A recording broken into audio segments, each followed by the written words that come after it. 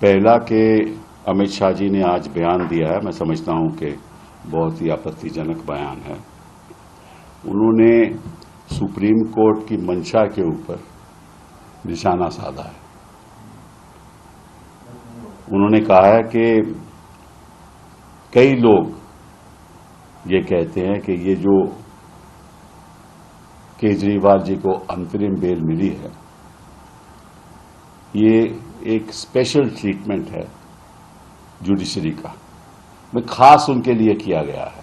इसका ये मतलब हुआ, मतलब कि सुप्रीम कोर्ट के जजेस की मंशा के ऊपर आपने निशाना साधा है।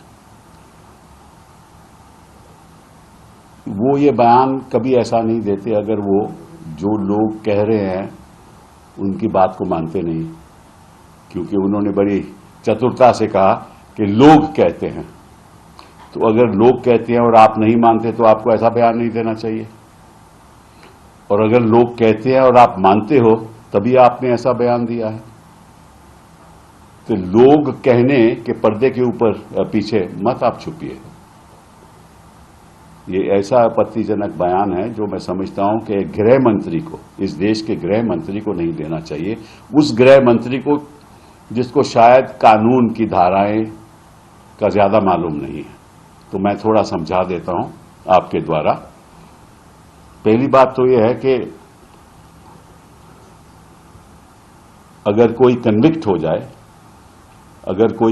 हो जाए, किसी को सजा मिल जाए 3 साल से ज्यादा, 2 साल से ज्यादा, तो कोर्ट से उसको सजा का स्टे मिल जाए तो अपना वो नामांकन पत्र भी डाल सकता है, नॉमिनेशन पेपर भी कर सकता है और इलेक्ट भी हो सकता है। मतलब convicted person also can get elected. ठीक है। और अगर किसी के खिलाफ चार्जशीट हो जाए तो वो प्रचार भी कर सकता है। चार्जशीट हो जाए, अभी चार्ज फ्रेम न हो, लेकिन प्रचार भी कर सकता है और नॉमिनेशन पेपर भी फाइल कर सकता है। जैसे बृजभूषण जी चार्जशीटेड है ना, तो अपने बेटे का प्रचार कैसे कर रहे हैं, किस धारा पे कर रहे हैं, कौन से कानून पे कर रहे हैं? यही कानून। तो एक जिसको सजा हो वो नॉमिनेशन पेपर फाइल करके इलेक्ट भी हो सकता है। एक जो चार्जशीटेड हो वो प्रचार करके, नॉमिनेशन करके, पेपर फाइल करके इलेक्ट हो सकता है। और जिसके खिलाफ केवल आरोप हो वो प्रचार नहीं कर सकता।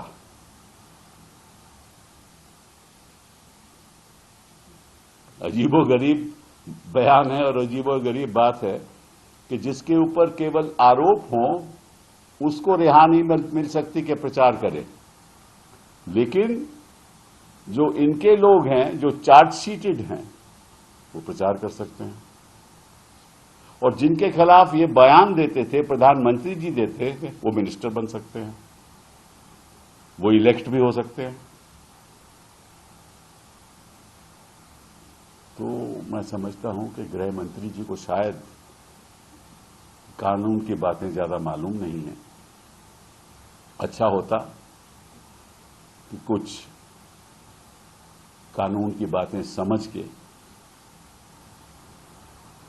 शायद वो ऐसा बयान देते भी नहीं। लेकिन अब इलेक्शन का दौर है, मन में जो आया वो कह देते हैं।